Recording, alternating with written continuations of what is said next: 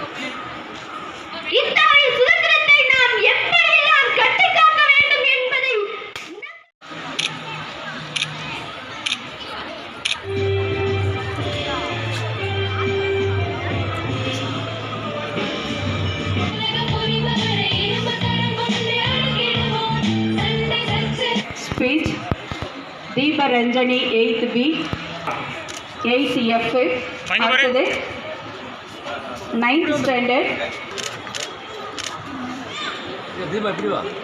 Program இருக்கு, sweet distribution இருக்கு, இன்னும் நிறைய இருக்கு.